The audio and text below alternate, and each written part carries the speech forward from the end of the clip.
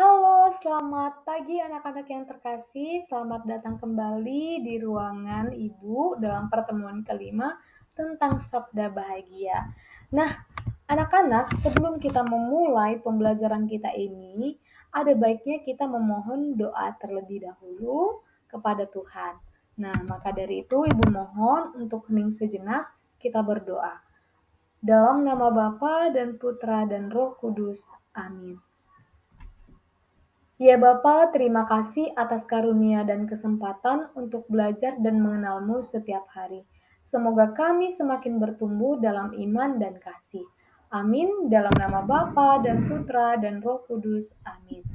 Baik, anak-anak yang terkasih, tadi Ibu sudah menyampaikan di awal tentang tema kita hari ini, yaitu tentang sabda bahagia.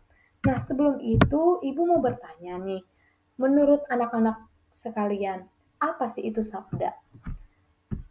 Apa yang kalian gambarkan dalam pikiran kalian tentang sabda?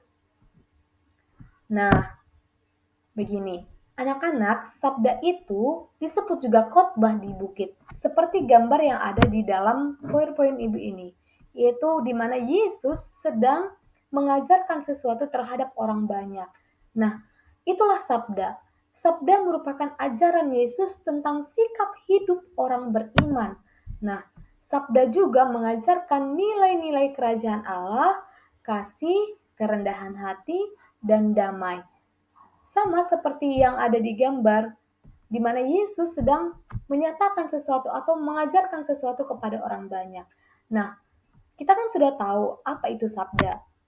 Lalu bagaimana dengan makna sabda itu? Dari mana kita tahu makna sabda bahagia ini? Nah, anak-anak, coba buka kitab sucinya, yaitu dalam Injil Matius bab 5 ayat 1 sampai 12. Nah, di dalam PowerPoint yang Ibu berikan ini, ada beberapa poin atau kutipan yang Ibu ambil untuk Ibu bacakan di dalam pertemuan hari ini, yaitu berbahagialah orang yang miskin di hadapan Allah. Berbahagialah orang yang berduka cita. Berbahagialah orang yang membawa damai. Berbahagialah orang yang murah hatinya. Berbahagialah orang yang lemah lembut. Inilah sabda bahagia itu yang ada di dalam Injil Matius bab 5 ayat 1 sampai 12. Nah, ini menunjukkan cara Yesus ingin kita hidup.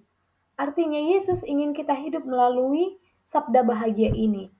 Sabda bahagia ini bukan tentang kebahagiaan duniawi, tetapi tentang kebahagiaan surgawi. Nah, menurut teman-teman atau anak-anak sekalian, sabda bahagia duniawi itu, kebahagiaan duniawi itu seperti apa? Ya pastinya tentang uang, popularitas, teknologi, segala hal duniawi yang kita miliki. Tetapi Tuhan ingin kita hidup sebagai sabda yang berbahagia, ya, yang ada di dalam Injil Matius ini.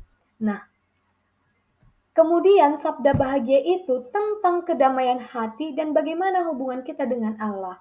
Contohnya seperti ini, berbahagialah orang yang lemah lembut karena mereka akan memiliki bumi. Artinya hati yang bersinar atau pelangi sebagai simbol kedamaian. Nah, kita sudah tahu makna sabda bahagia. Apa yang harus kita lakukan selanjutnya? Yang kita harus lakukan selanjutnya adalah kita menerapkan dalam hidup kita sehari-hari. Lalu penerapan apa yang kita lakukan dalam hidup sehari-hari? Yaitu sikap rendah hati, mengampuni, menolong teman tanpa pamrih, dan membawa damai. Ini adalah salah satu contoh penerapan ataupun sikap perilaku yang harus kita terapkan dalam kehidupan sehari-hari.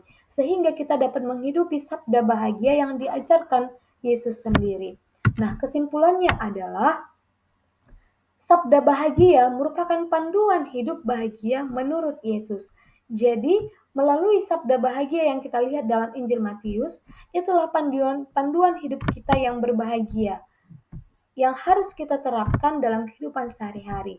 Kemudian, Tuhan memanggil kita untuk hidup penuh kasih dan damai. Bagaimana cara kita hidup di dalam dunia, yaitu harus penuh kasih dan damai. Akhir kata, Ibu mengucapkan sekian dan terima kasih. Sampai jumpa di pertemuan berikutnya. Selamat pagi.